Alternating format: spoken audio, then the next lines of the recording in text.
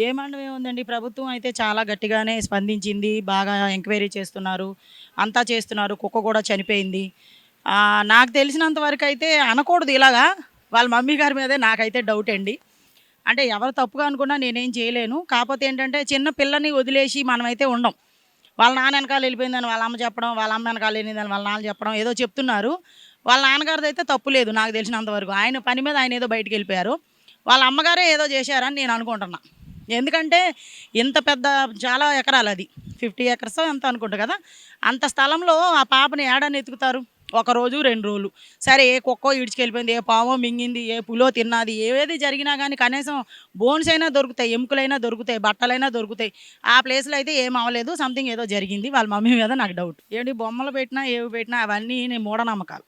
ఓకేనా? అవన్నీ వేస్ట్ కథలు నాకు తెలిసి.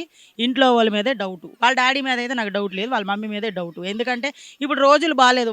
కన్న తల్లిని ఎలా అంటావమ్మా అని జనాలు అడగొచ్చు.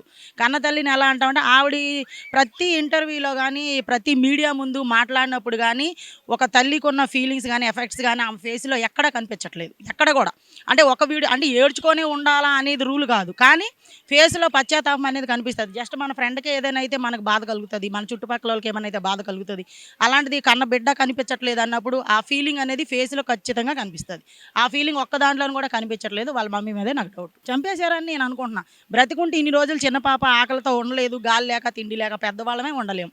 సోషల్ మీడియా నిజంగా చెప్తున్నా. సోషల్ మీడియాలో నేనున్నాను. అయినప్పటికీ నేను సోషల్ మీడియాని తిడతాను. ఎందుకంటే నిజాలు తెలుసుకోకుండా తంబేలు చేసేసి, పిచ్చి పిచ్చి కథలు చేసేసి, ఆళ్ళ వ్యూస్ కోసం వాళ్ళు లక్షేసుకుంటారు. అయి నమ్మకండి. మంచితనం ఉంటే ఎక్కడన్నా పెట్టొచ్చండి. దానిదేముంది? ఏడన్నా పెట్టొచ్చు. ఎక్కడ ఎవరు ఎలా రావాలనేది రాసిపెట్టుంటే అలా వస్తుంది.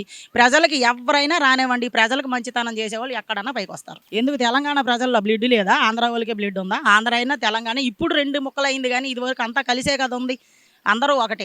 మరి కులాన్ని వచ్చి కూడి పెట్టమనండి. కులం ఏం కూడి పెట్టదుగా. ఎవరైనా మనిషి అన్నవాడు కష్టపడితేనే పళ్ళెంలోకి అన్నం వచ్చిద్ది. అదొకటే గుర్తుపెట్టుకోండి. కులం కూడి పెట్టదు, ఏం పెట్టదు. గడసగుడ్డు ఇయన్నీని.